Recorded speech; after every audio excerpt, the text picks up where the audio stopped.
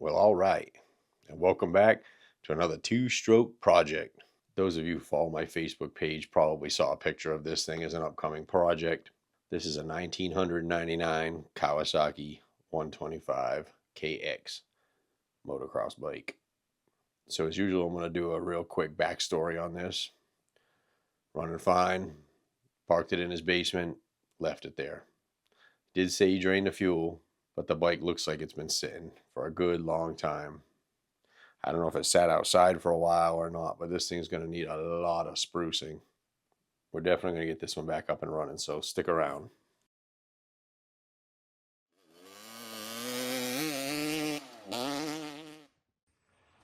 Let's do the old walk around here. Front bearings feel pretty good. Tires are actually in pretty good shape.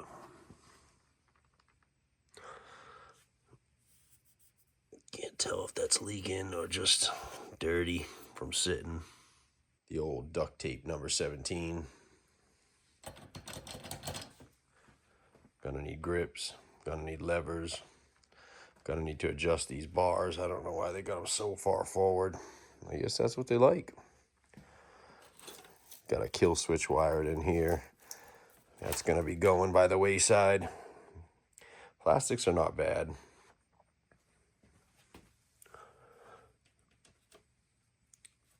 Shifter's seen better days. Definitely looks like it's got a fuel leak of some sort. Cables for sure we're gonna need.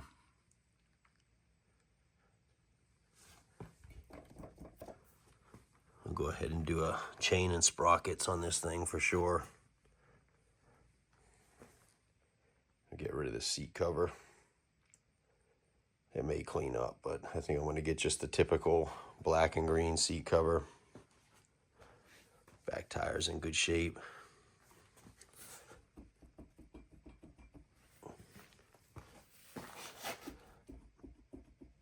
All right, so we need a set of wheel bearings in the back. Rear brakes are about as good as a overcooked toast.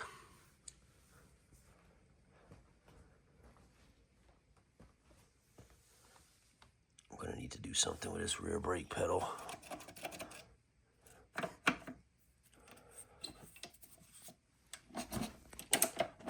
Definitely feels like it's got plenty of compression. Pipe's dinged in a little bit.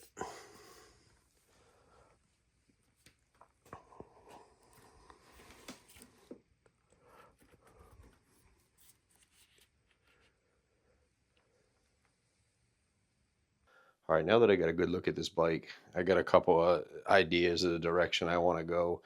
I want to refresh this thing. So I'm just going to go ahead and pull this engine out and split it. I don't know how long it's been sitting, so I want to replace all the gaskets and the seals. And anyway, it's going to be worth my time to do that. Clean everything up real well. We're going to get a bunch of these little knickknacks that the bike needs, make a few adjustments. And I think I'm going to go ahead and reuse the plastics. They're in pretty good shape. They definitely need a good cleaning. And I'll get a graphics kit or a shroud graphics kit. I like to keep things kind of stock looking. Replace the seat cover. But before I do any of that stuff, I actually have to get this thing up and give it a good wash, get it cleaned up real well, which I'm not excited about because it's like 38 degrees outside and windy, like 25-mile-an-hour gusting winds. That's gonna suck with the pressure washer, but got to get it done. All right, so I was pushing it up to wash it. One other thing I felt was this front wheel is dragging real bad. And of course, with a bike sitting like this for so long, we're going to want to flush these brake systems out real well. Let me start getting this thing torn down. I want to do a spark test before I rip this all apart to make sure there's nothing wrong with the ignition system.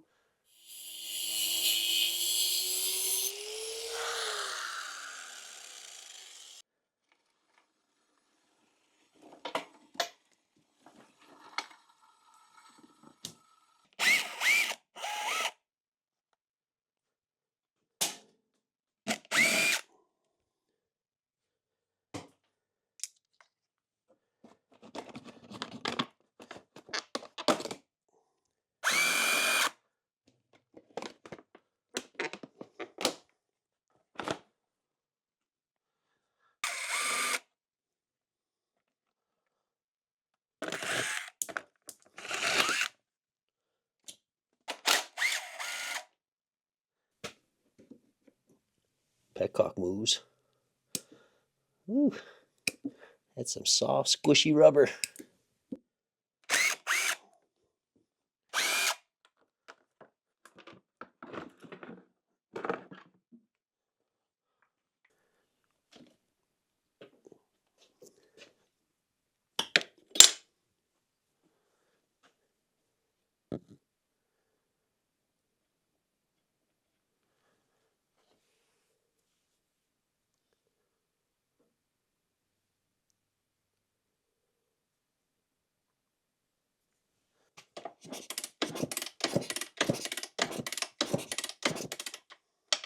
Good spark.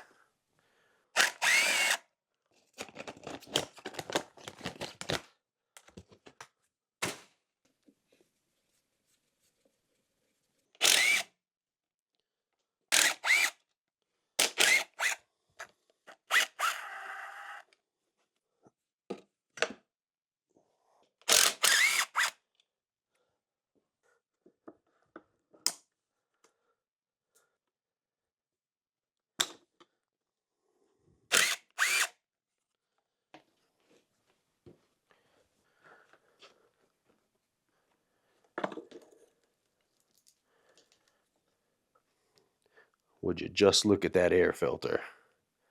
Look at it.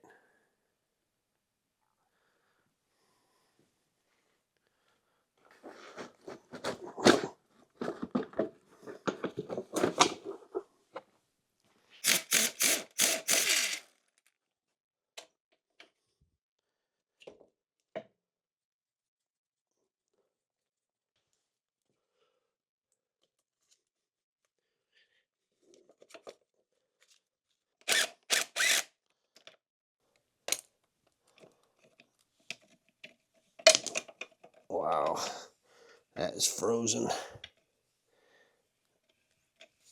Definitely gonna need to do a rebuild on that bad boy. Yeah, the oil looks about right where it needs to be, and I don't see any water in it, so that's obviously a good sign.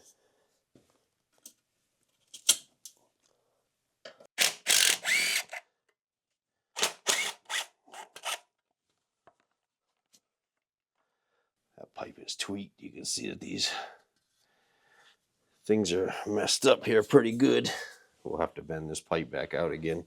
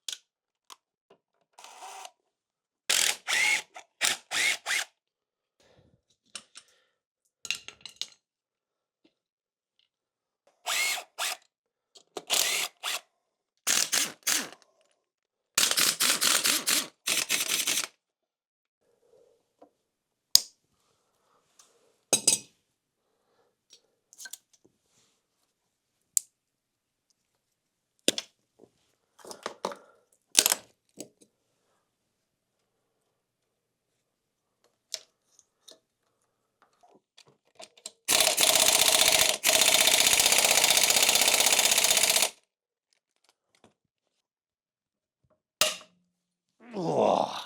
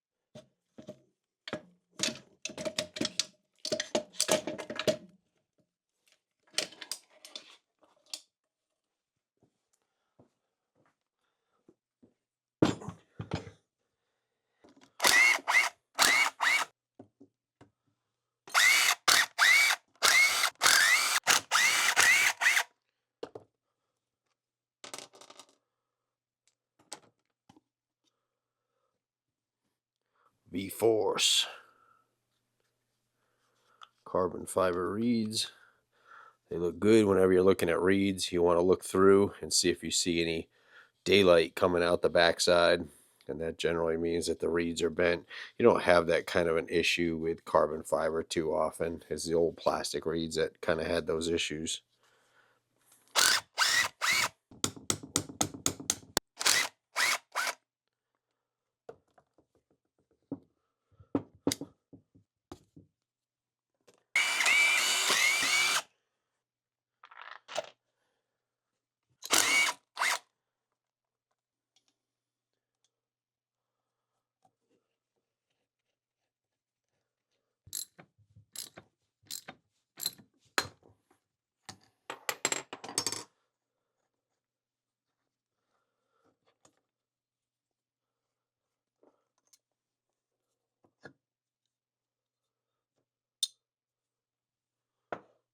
Because the ignition timing is adjustable on these, make sure you keep track of where it was lined up originally. Generally, it's going to be dead center.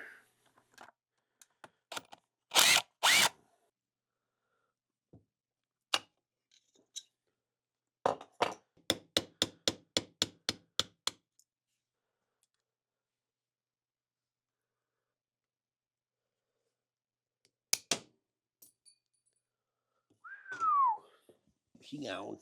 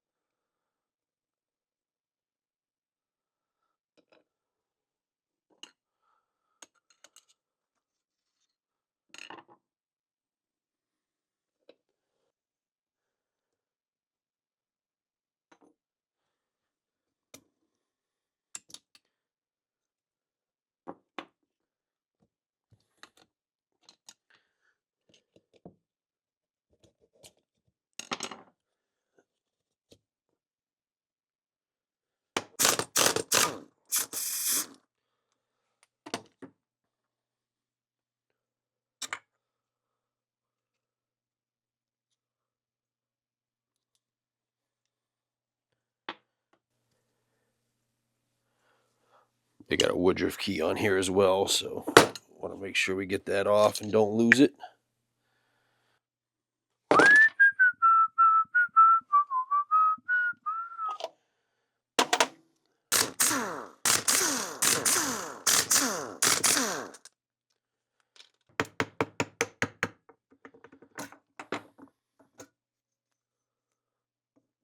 Wow, super clean. That piston looks like brand new in there.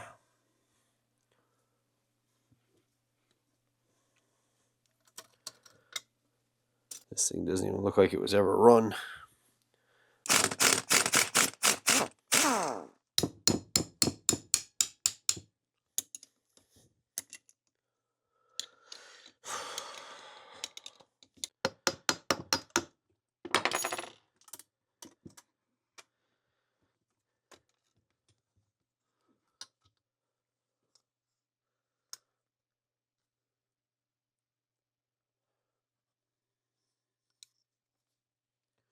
Cylinder's in good shape. No gouges or scratches or anything like that. Let's go ahead and get these measured up. Make sure that's going to be good. Piston's in really good shape. Like I said, super clean, like it's not even been run. So we're in good shape there. I am going to re-ring this if the piston is good. I'm going to assume that it is because it actually looks brand new.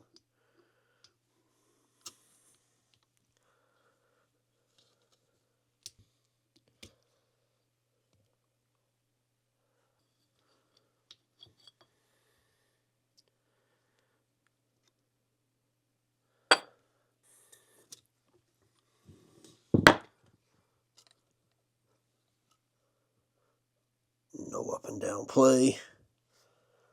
She's beautiful.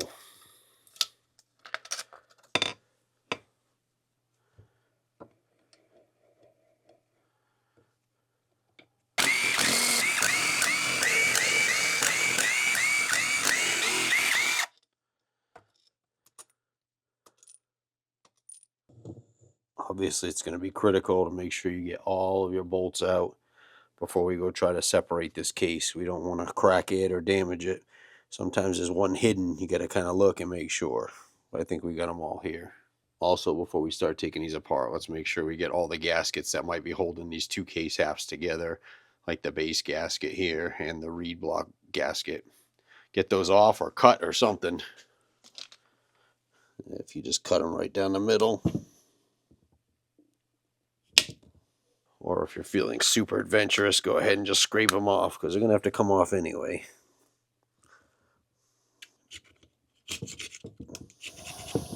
We do one more check to make sure we got all our bolts out.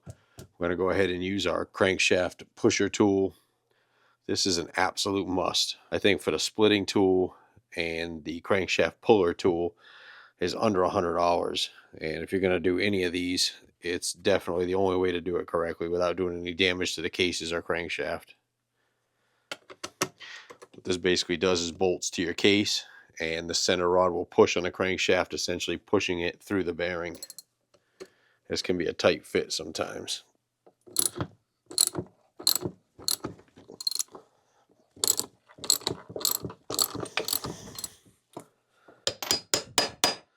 Now your counter shaft for your transmission sometimes will hang up in that bearing a little bit. So sometimes just a little bit of tap on that as you go, and we'll keep tightening this. And already our cases are starting to open up.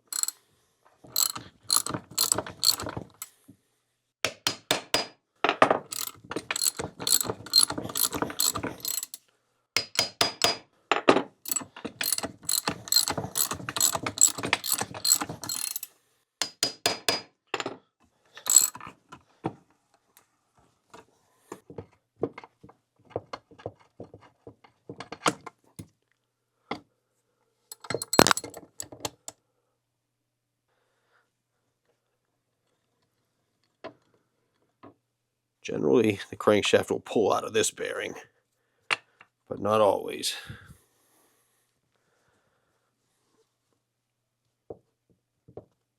And this one will not. So we're going to have to push it out of this side as well. Time now. Check your main bearings. Check all your bearings. Make sure there's no damage or anything screwy. And you can get those ordered if you need to. We are obviously going to replace the crank seals. That's the whole point of taking this thing apart.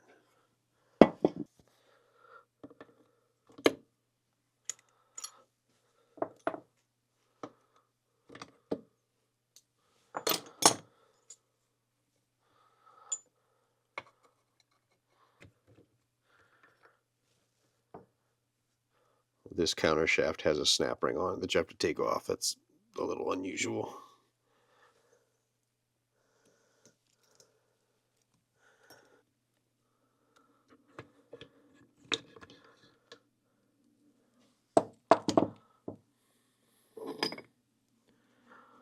Make sure you keep track of any of these little small washers that come out. Got to go back. So we're pressing this side out. We don't want to be pushing on these threads at all. So this tool should come with a couple of caps that protect your threads.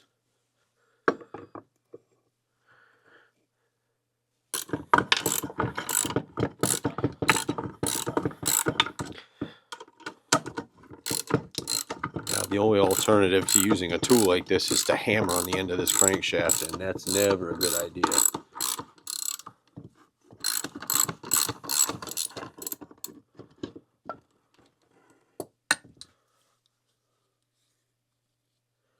Crank's in really good condition. No play whatsoever. That's awesome. Well, I'm going to go ahead and get all the seals out of these. And if you don't have a service manual, make sure that you take note of the direction that these seals go in. I'm not going to pull the shift drum out. It's not necessary for what I need to do. I just want to clean these cases up real good.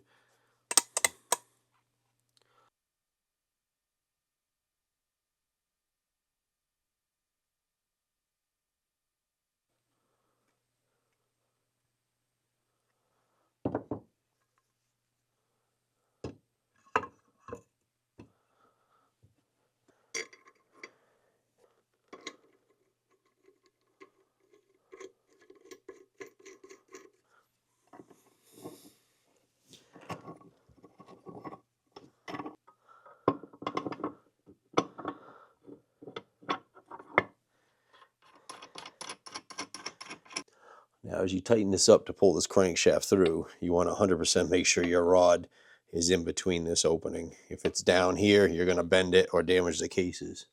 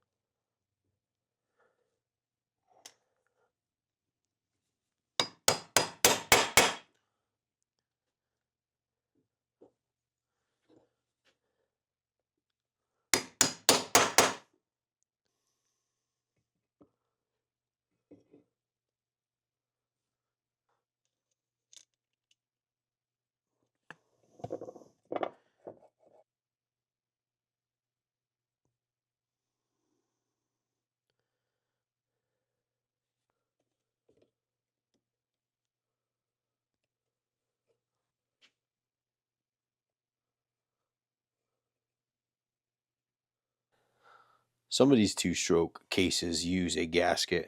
You have to have a really good seal, especially around the combustion chamber, because that is part of your air-fuel mixture on a two-stroke. This particular one does not, and what they want to use is your typical gasket maker, Permatex, Ultra Black, Ultra Gray. They work good. The only thing I don't like is when people just rub it on with their fingers, and what ends up happening is it's all squishing into the case, and then you're fighting to get it all out like I had to do with this one. I mean, it works. It just sucks for the next guy, you know. So what I got is this hard rubber roller. Got off the Jungle website. And I like to roll this stuff. And this way, You get it on your roller, you get a nice even coat on your case.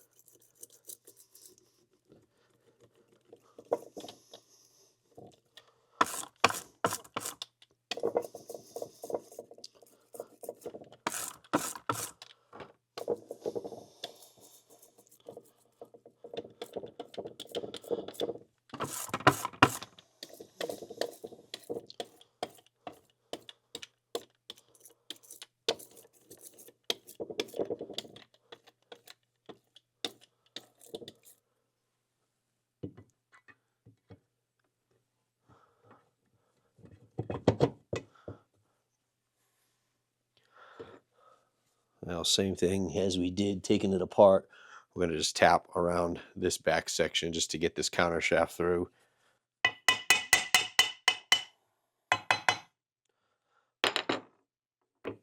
And then we're certainly going to need to use our crankshaft puller to pull this back through the bearing. Because this doesn't have an outer thread, we're going to use our crankshaft bolt here, but obviously it's going to fall right through. So we just need to get a washer big enough to hold that.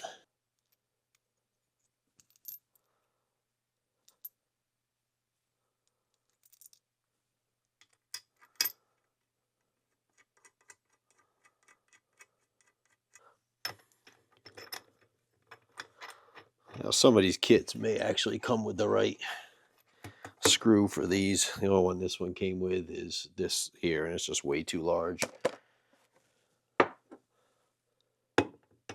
Improvise.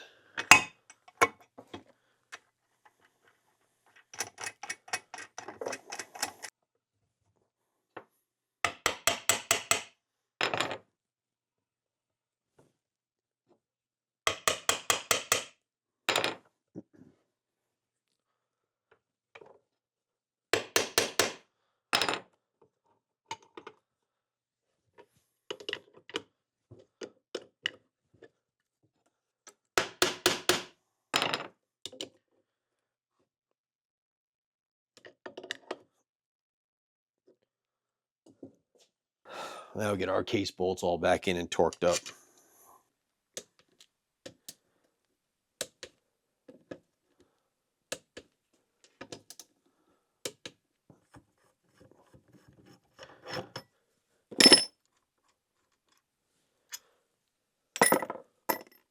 I want to definitely make sure that everything spins free and we don't have any binding issues before we go any further. Very, very nice.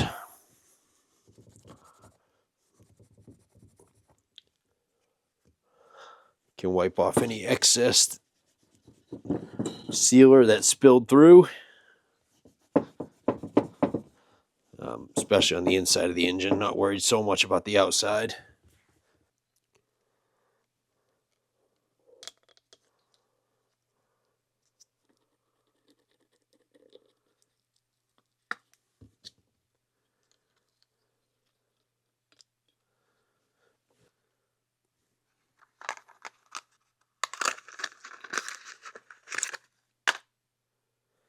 What we want to do is check our ring end gap to make sure it's not going to bind up or be too tight. And stick that in the bore and get down below the ring ridge. Use your piston to square it up.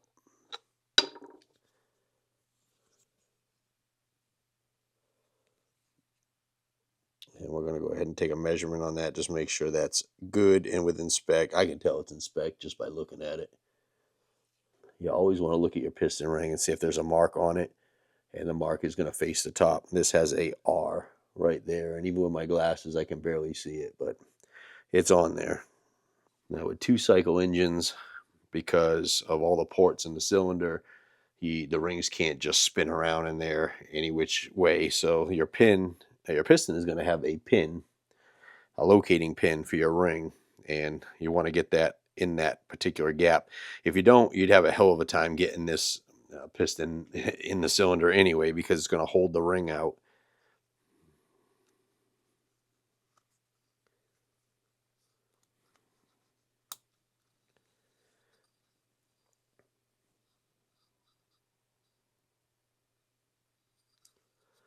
Now also look at your piston. Of course, check your piston manufacturer or your OEM service manual, and it will tell you how to orient the piston. But most of the time when they have an arrow or a dot or something like that, that's always going to face towards the exhaust or the front of the engine.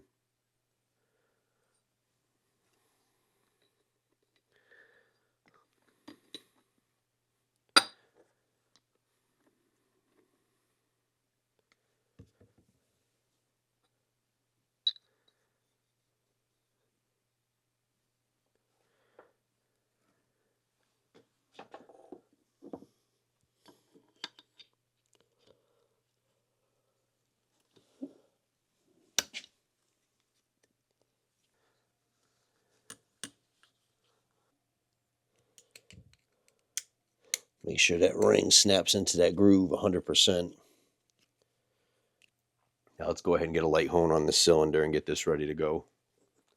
So if we look at the cylinder wall, There's no damage or scratches or anything like that, but the piston ring has worn off all of the crosshatch pattern. And what the crosshatch pattern is just light, fine scratches in the surface of the cylinder wall, which helps to retain oil for lubrication and also helps to seal the piston rings. We want to restore that before we put this back together. And the way we're going to do that is with a 320 grit dingle ball hone and a drill. Now keep in mind, we're not reshaping or fixing the cylinder in any way, shape, or form, just restoring that crosshatch pattern. If your cylinder has taper, out of round, gouges, it needs to be sent off and be replated, repaired and replated, or replaced.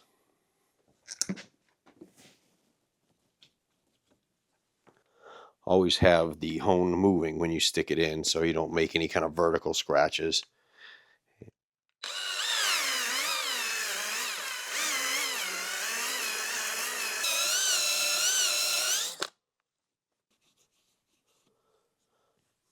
as you can see, the cylinder walls now have a very fine set of scratches at like a 60-degree pattern, 45 to 60 degrees, depending on how fast you spin the drill and how fast you're moving in and out. But just want it to be pretty uniform.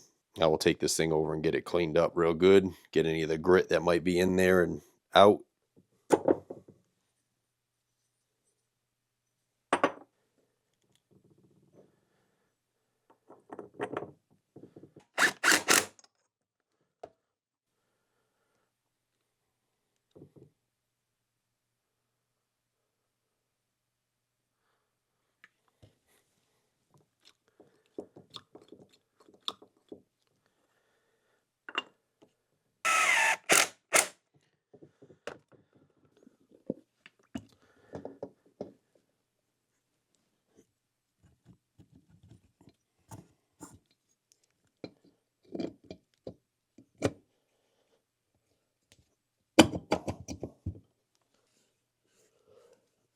Piston moves nice and free. So just to give you an example here, I'm going to throw my drill on the crankshaft and spin this thing up. Maximum speed on this drill is 1500 RPM. That's basically going to be an idle for this thing.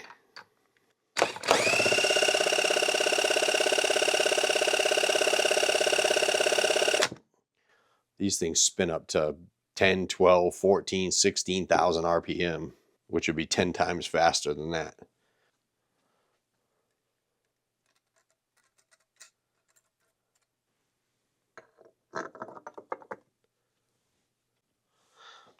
For this particular model, we're going to tighten these in a cross pattern to 18 foot-pounds.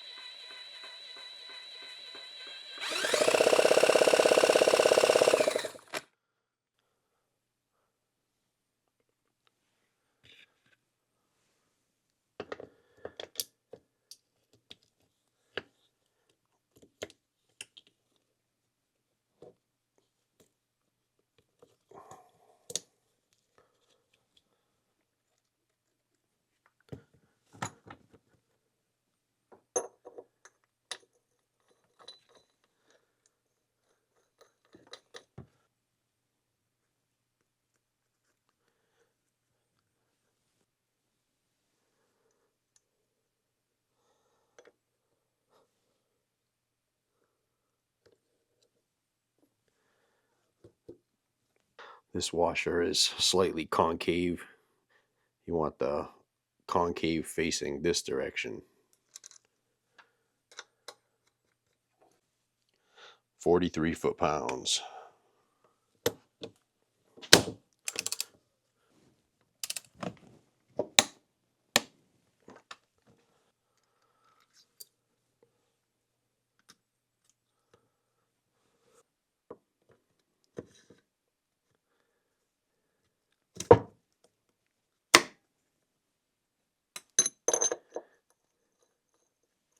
This basket is a little bit notchy. It may need to be replaced.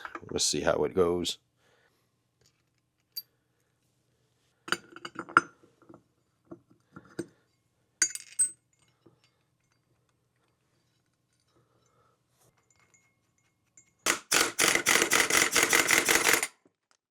So I went ahead and snug this up with my impact gun.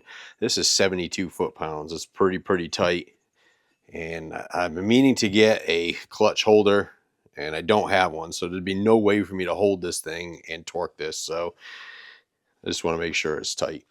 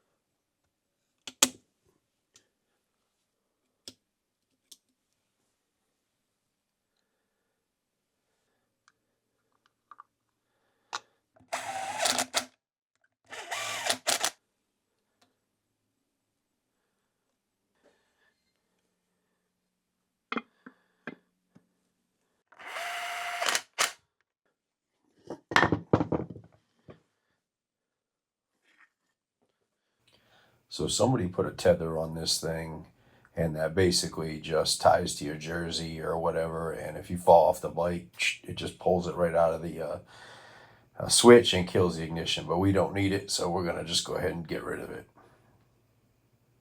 Now they've got this thing tied in parallel with the kill switch, so super easy to get rid of. We're just going to cut the wires and pull it out. They have a ground wire going to the coil and this black wire running up. That's it. She gone.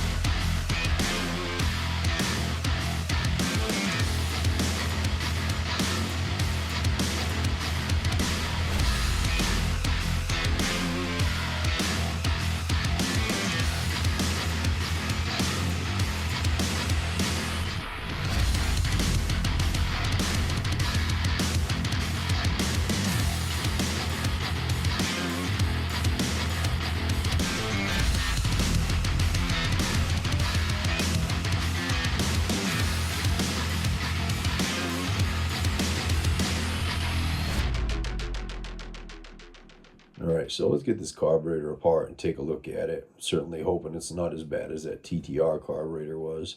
Of course, the bolts were stripped out and stuck. So pleasantly surprised here. It's it's dirty, but it's definitely not full of corrosion and old varnishy fuel. So we're going to hit this with a little Motorcraft PM2. This stuff is fantastic. It doesn't eat into the aluminum, and it does a very good job of dissolving even the toughest baked on old gas garbage. I'm just going to continue to disassemble this carburetor. The float was like super sticky from this stuff on here. It's stuck in the carburetor, and I'm just going to throw everything in a cup. I've got to get a new ultrasonic cleaner. But even the jets, the main jet, is not in bad shape. I've got to use a loupe because of my old eyes, but we got a 158 main jet.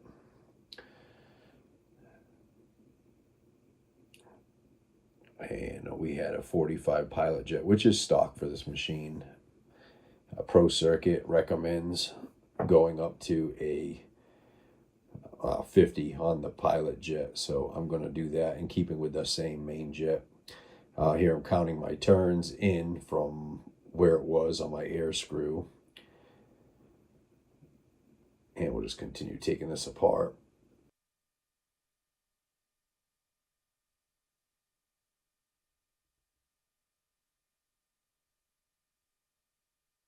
Now go ahead and pull out the air screw and the spring. Also keep in mind that there's a washer and an O-ring in there. You want to fish those out as well.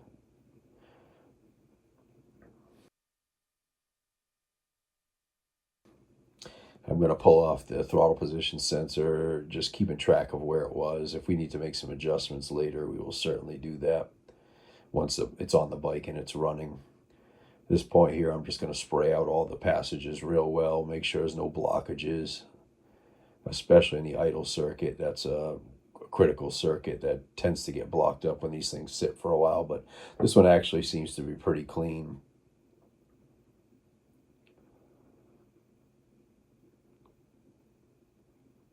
And I'll spray the entire carburetor, let that sit for a while, give it a good scrubbing, and then we'll wash it up and go ahead and start putting it back together. Like I said, I'm going to use the stock main jet 158, and that was clean and clear. I am replacing the pilot jet with a 50, and that's a brand new pilot jet. Get that one in there.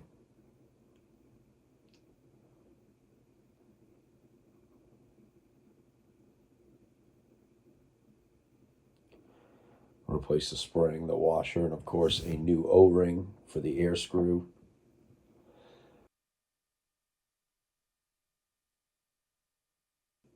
And I'm going to back that back out 1.5 turns. And we'll reset the float in there. Now what we're going to do is check the float level, and what they're calling for is 6.5 millimeters measured from the body of the carburetor to the top of the float without depressing the pin. And as you can see here, the float is out of adjustment, so we're definitely going to need to bend this tab just a little bit to raise the fuel level.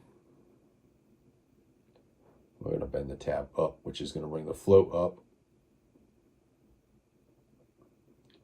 And again, we'll remeasure this, and we're measuring it without the pin depressed. And as you see here, we're spot on, about 6.5 millimeter. And they give you a plus or minus 1 millimeter tolerance. Ended up picking a new float bowl gasket up. I knew that was going to be a requirement. Easy enough, just snap that in. And get the bottom of the carburetor back together.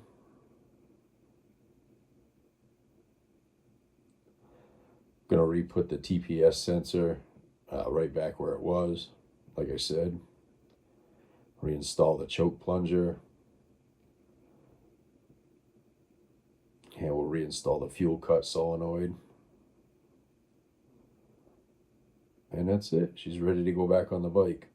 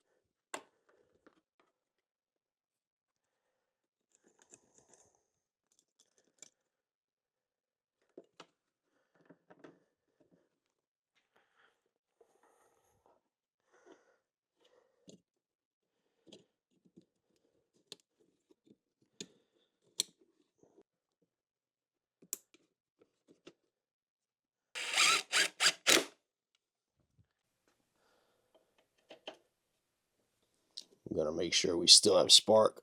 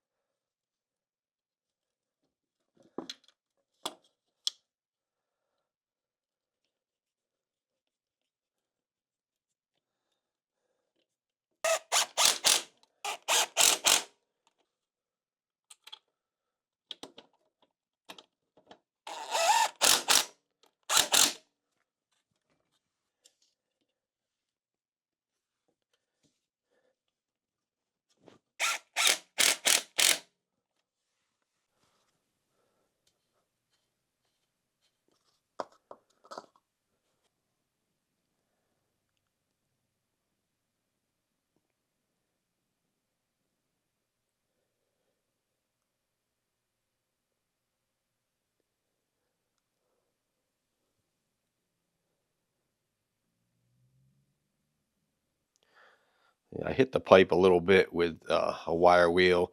I want to see if I can get some of this light surface rust off. What we're going to use today is an acid-based wheel brightener. You want to be real careful with this stuff. It's extremely corrosive, and we don't want to breathe in any of the fumes or anything like that, but this stuff does a great job at taking light surface rust off. It's mainly made for like chrome wheels. You got to really be careful on anything aluminum, because it will etch it and stain it, and you'll never get it out again.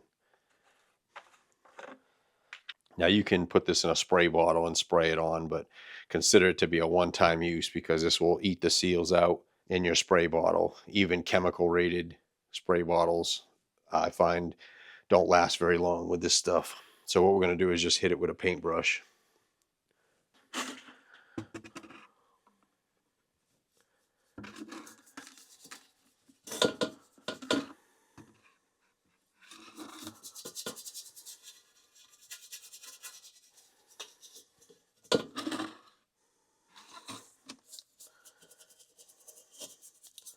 Ooh, stuff stinks.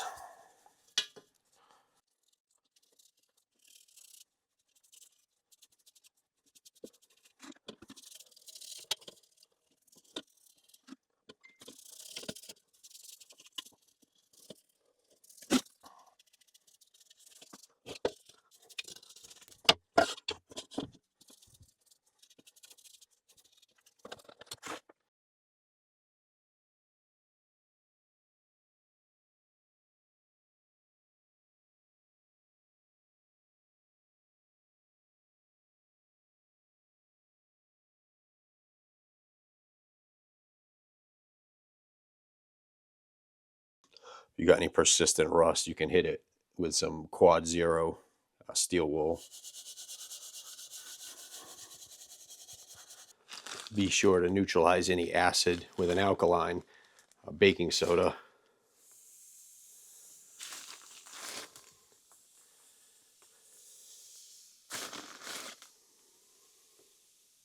So a new pipe it is not, but better it does look. Now we took this pipe off, we saw that these mounts are broken, and the reason they're broken is because this pipe is pushed in. It got dropped on this pipe, obviously. So if we want to reuse this pipe, what I need to do is open this bend back up just a little bit. The way I'm going to do that is with a pry bar.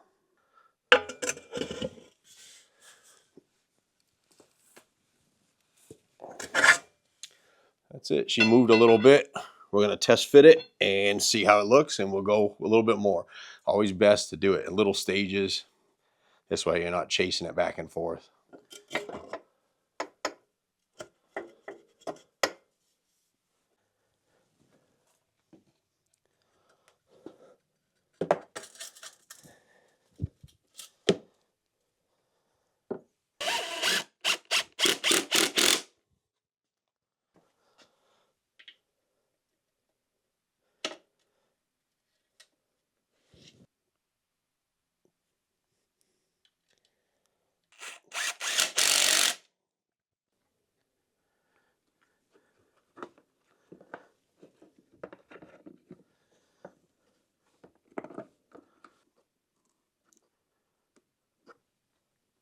All right, let me dig into this petcock. Let me get this thing cleaned up, and then we're going to go ahead and rebuild it.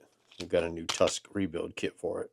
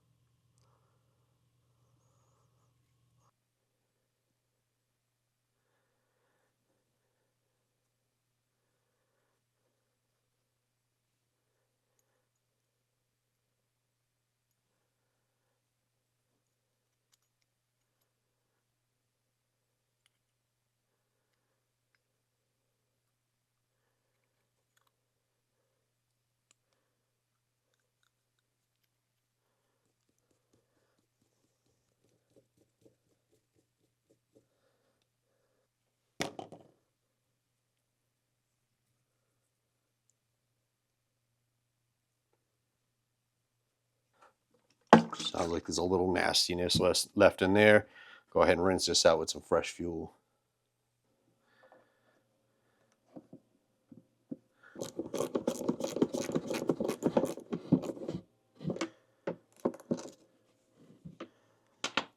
Now these bolts and these bolts for the shrouds don't need to be tightened to 468 foot-pounds. Just lightly snug them up. All they're doing is holding on plastic.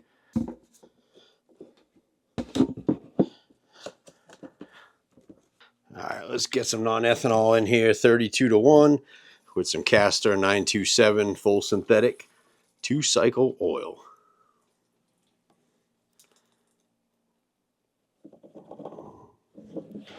Running low.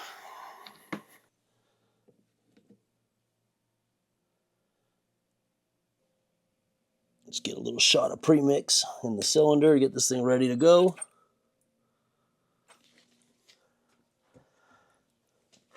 Got exactly 5% of that into the cylinder.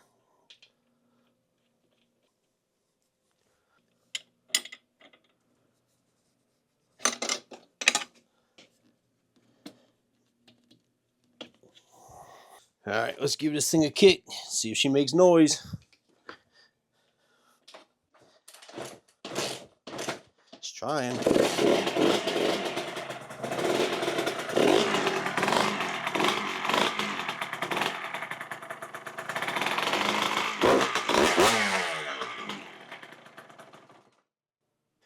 Good deal. Sounds good. Obviously, we're going to need to tweak on the carburetor a little bit, but let's keep going. All right, I'm going to get started on getting this rear brakes apart, get this rear wheel off so I can replace the sprocket.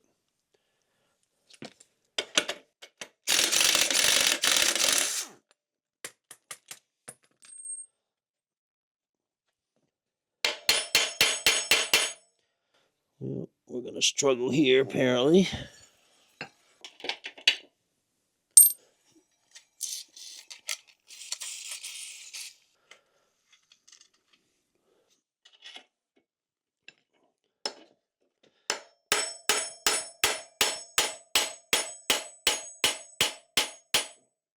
She's moving ever so slowly.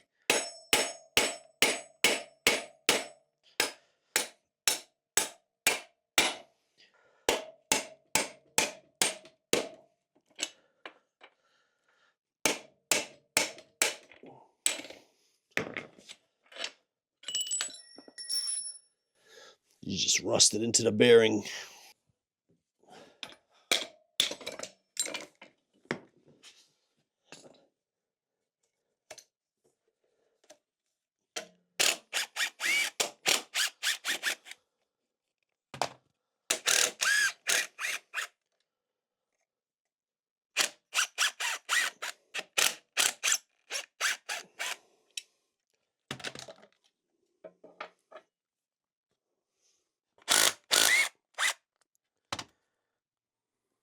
All right, let's see if this thing is even rebuildable or if it's too far gone.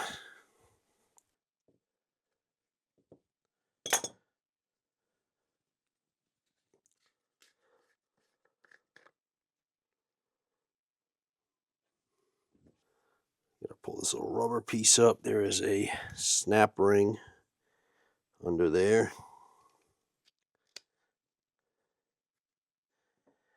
Let me go ahead and get this bracket off.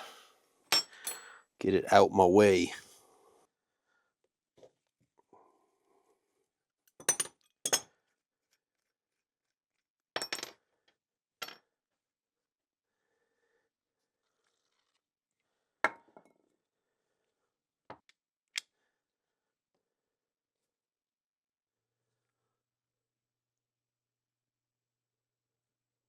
I don't know if that's going to come out. She's pretty rusty.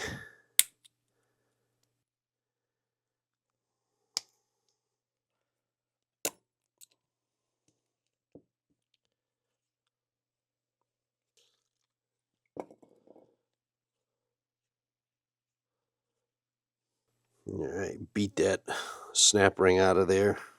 Just try to get some of this rust out.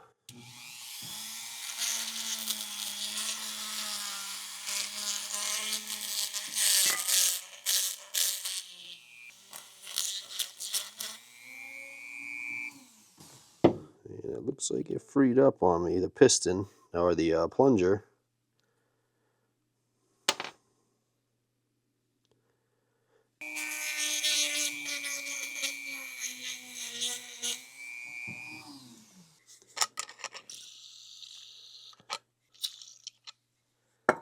Give this piston a couple of love taps and see if we can get it to free up.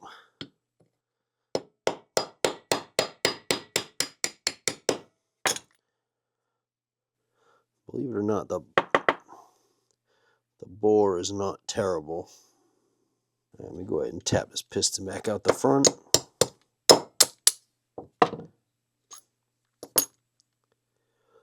So it's just got some corrosion, but the bore's in good shape. I will be able to reuse this cylinder. All right, got everything cleaned up real good. Piston slides in and out of the cylinder. Got a new rebuild kit for it.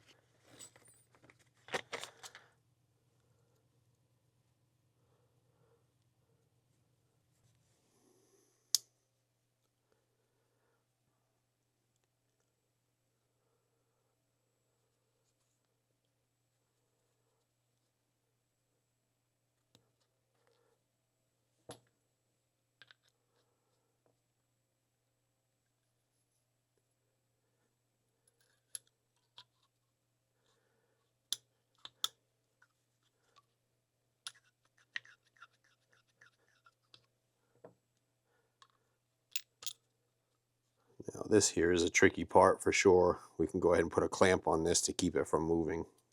So if you have a vise, you can put it in there as well. But this will just hold the piston compressed so you can go ahead and get this snap ring in.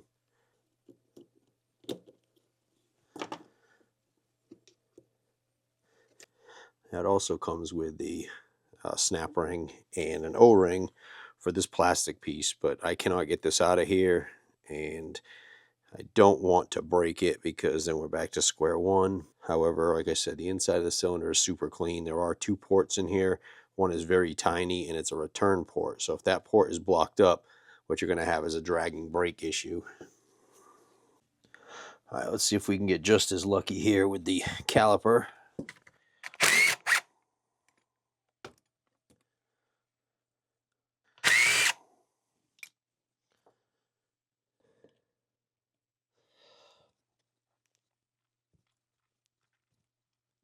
Oh.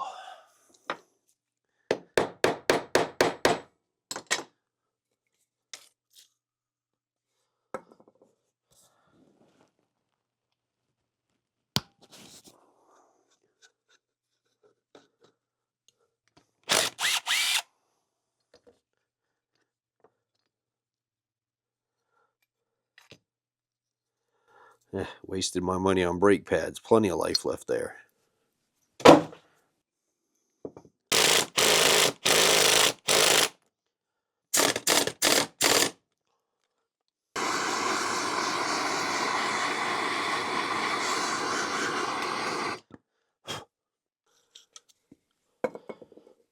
Get a little bit of heat. That'll help to suck some of that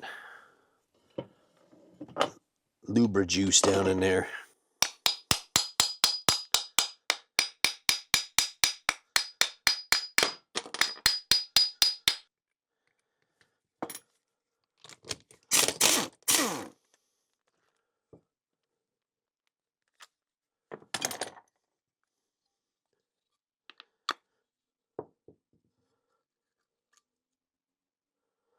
All right, clean that bracket up.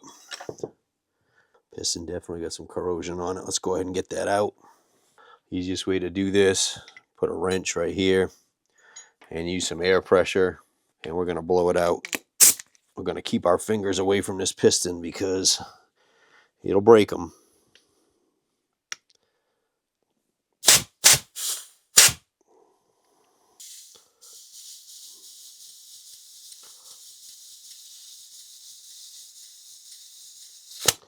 Wow, she's in there. Same thing here. I'm just going to get a little bit of heat on the case.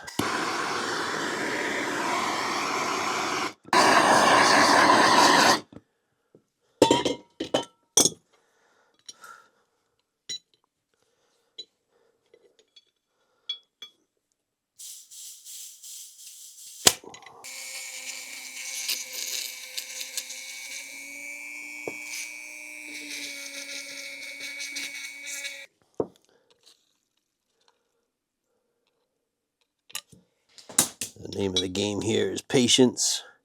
Just going to kind of tap this.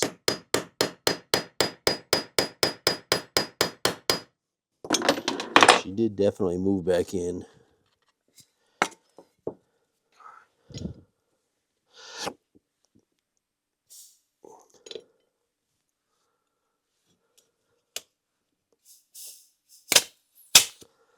There we go.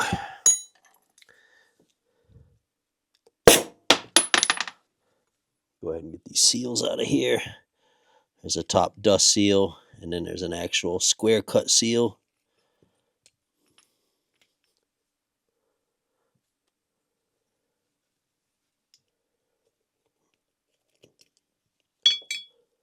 And this bore is not bad either, so it's basically just cleaning this up, and we should be able to get this back together with a kit.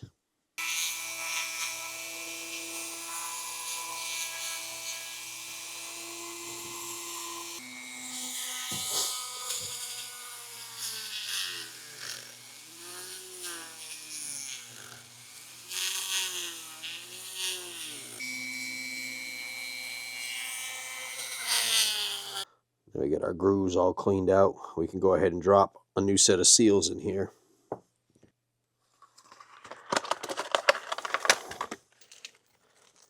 You got two square cut O-rings. The big one is going to go in down inside the cylinder, and the smaller one will go towards the top.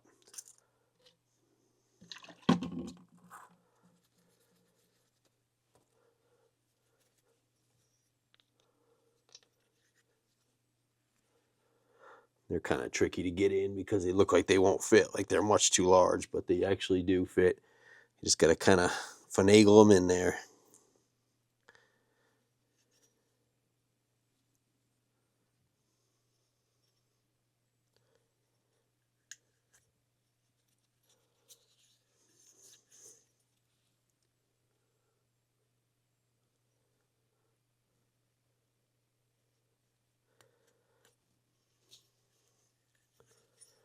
And of course they should be sitting nice and square and not twisted or tweaked or anything like that. Well, our piston cleaned up pretty good. It does have a little bit of pitting, but it's going to make one more round.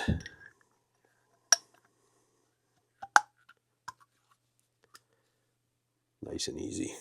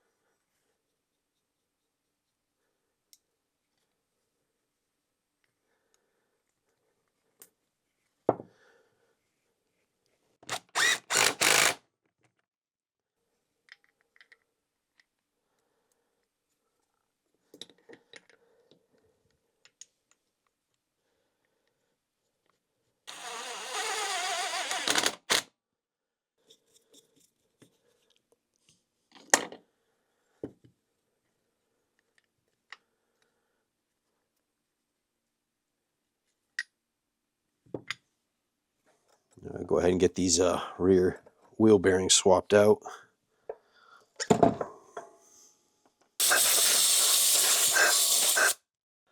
There is a snap ring here on the brake disc side. Get these older bikes, expect a lot of little work here and there to get this stuff done because everything is just frozen and rusted and damaged, and is what it is.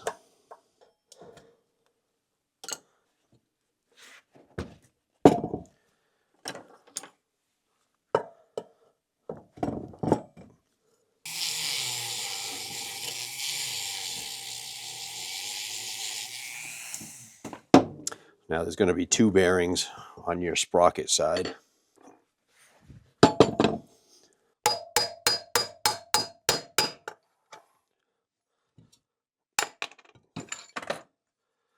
I got this special punch set to do this. Makes it a lot easier.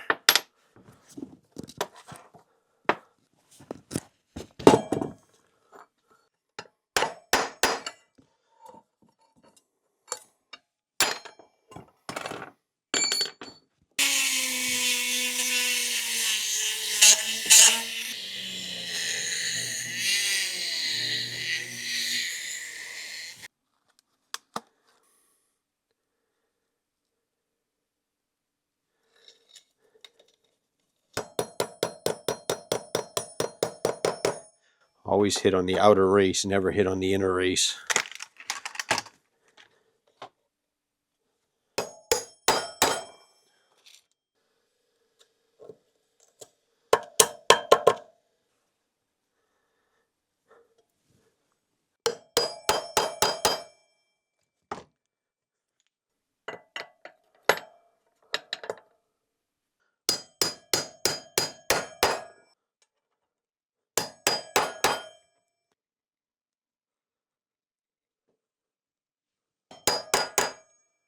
We'll go ahead and get this rear sprocket swapped out, and then we can get this back end back together.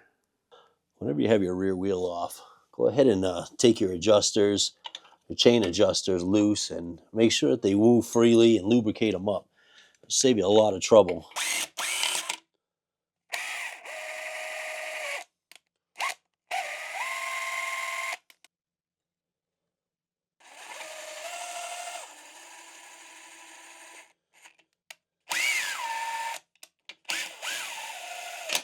You can use a little grease, or even better, Never Seas would be great on these. Never Seas would be great on these. It's a slogan to live by. Went ahead and flushed out the brake line and cleaned up the axle shaft.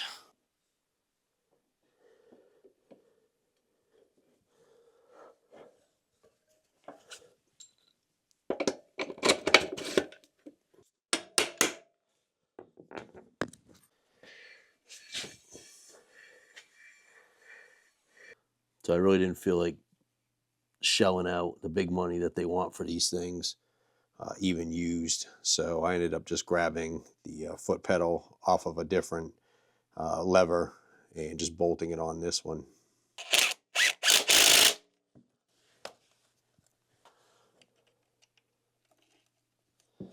All right, so now you can see our brake pedal is very high.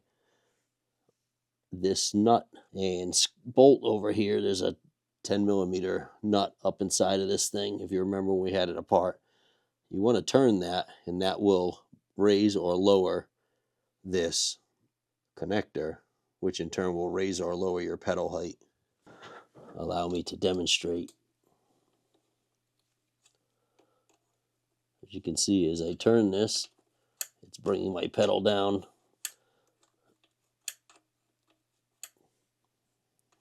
Once you get it where you want it, go ahead and lock that little jam nut down. Now your pedal is at the correct height. Let's get these back brakes bled. Go ahead and open your bleeder. If this thing is all free and clear, it should gravity bleed, meaning the gravity will pull the fluid down and through the system and start dripping out.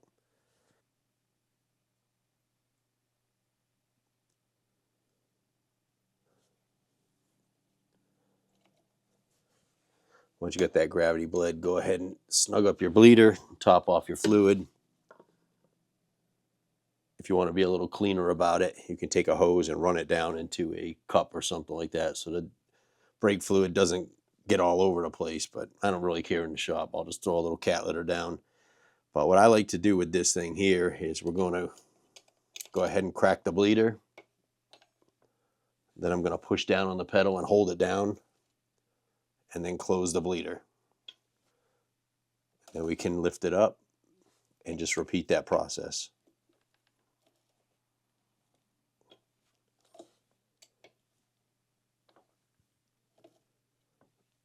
Obviously, keep an eye on your brake fluid. Make sure that that doesn't run dry.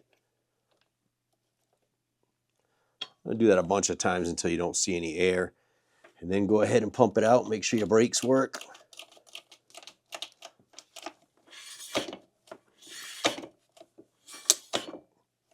Now, if your master cylinder has a brake fluid line on it, top it off to that spot. Throw your cap on and you're good to go.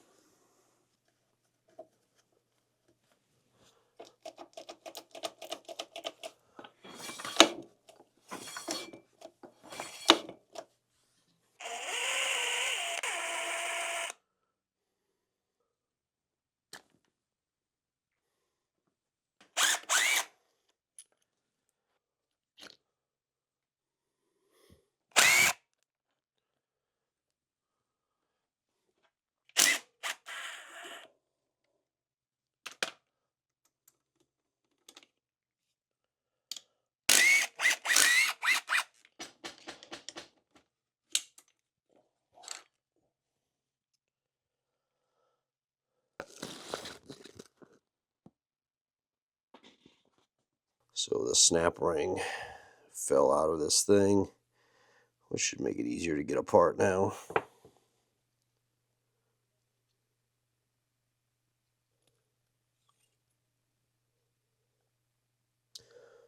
Everything's super clean in there. Just clean up the outside a little bit, get all this old brake fluid out of here, and get going on the caliper.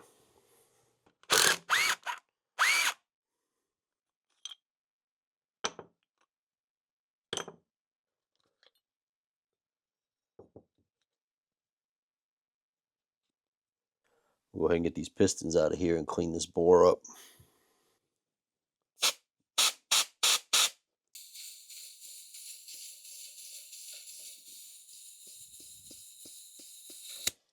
Wow, they're stuck in there pretty good, huh? These are plastic pistons on this thing.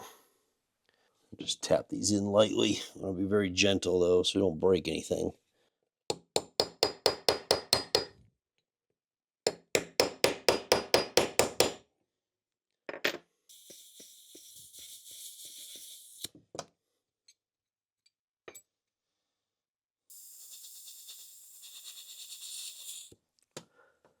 All right, so we're not going to be able to get these out with the air pressure. We're going to have to hook this back up to our master cylinder, bleed the system out, and let the pressure from the master push these pistons out.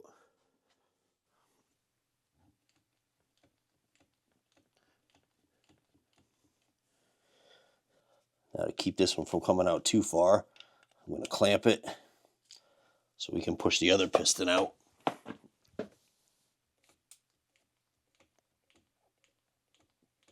Oh, that thing is stuck in there. I'll try a bigger clamp if I can get it in there.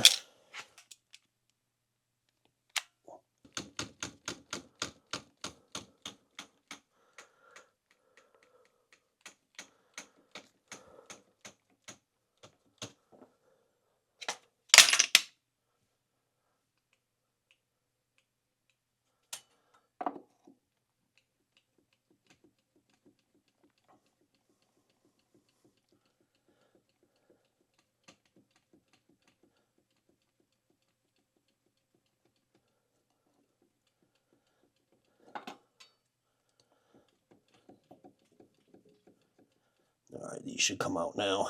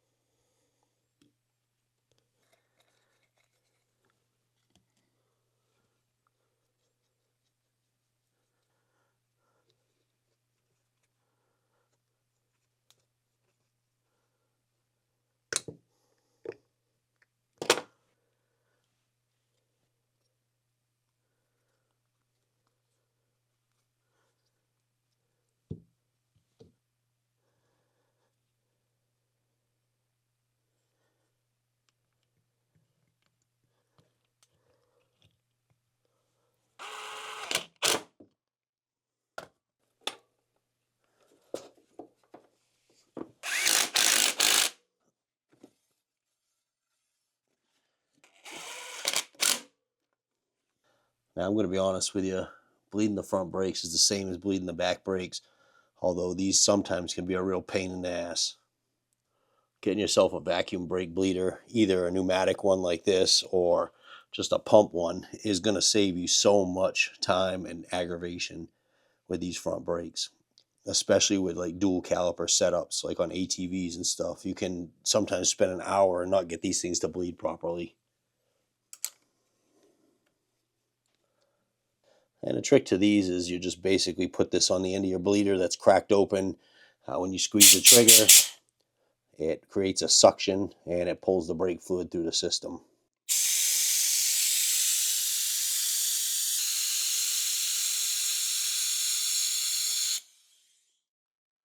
So we get a nice free flow here of brake fluid. Now go ahead and bleed it like we did with the backs. And that's basically going to be open the bleeder, squeeze the brake handle, close the bleeder, let go of the brake handle. Give it a second to refill and do it again until you see no more air. Bleeder, brake, close bleeder, release brake.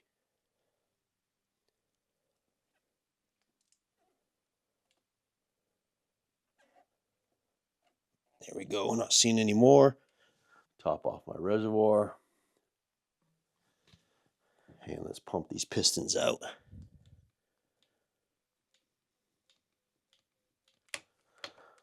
There we go, we have brakes. These bars are rolled forward, and what that was going to do is bring the bar ends up and twist them out just a little bit. I'm going to bring the bars back to a more neutral riding position.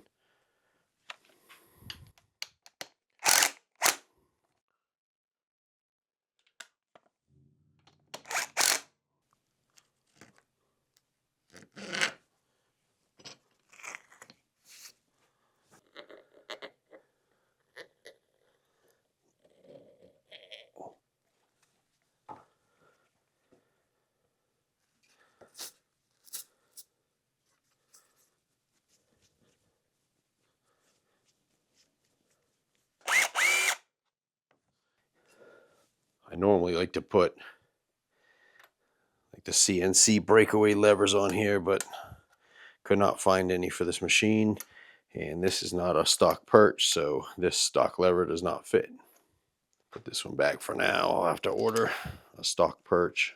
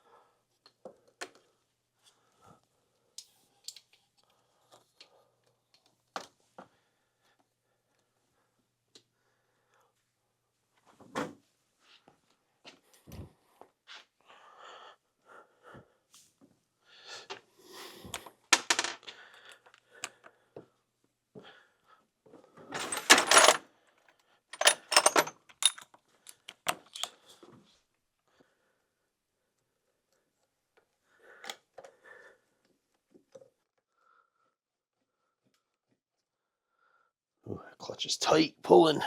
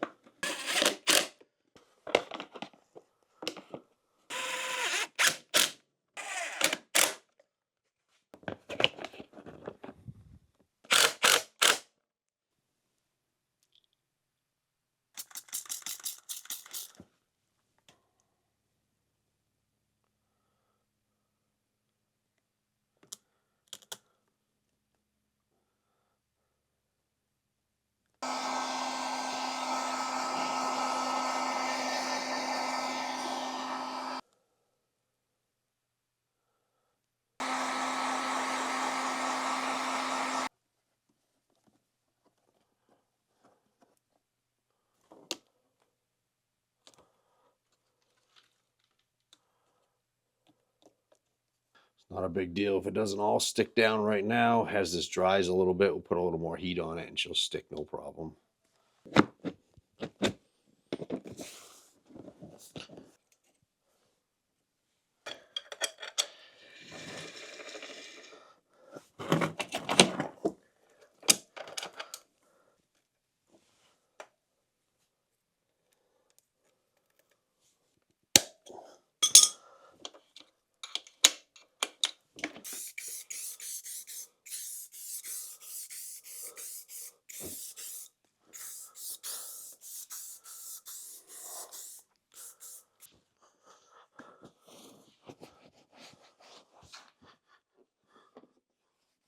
Well, I think that's going to do it for this video. I've rambled on long enough. I took it for a test ride, and it does need a couple little more tweaks. I need to fool around with the carburetor just a little bit, and it needs a clutch. It's grabby. So I'm going to sign off here. Thank you all so much for your support in 2024, and I hope I still have your support in 2025. Happy New Year. Thanks again for all your subscriptions, likes, thumbs up, shares, and comments. Really appreciate it. We'll see you guys on the next one. Until then, keep your fuel E-free.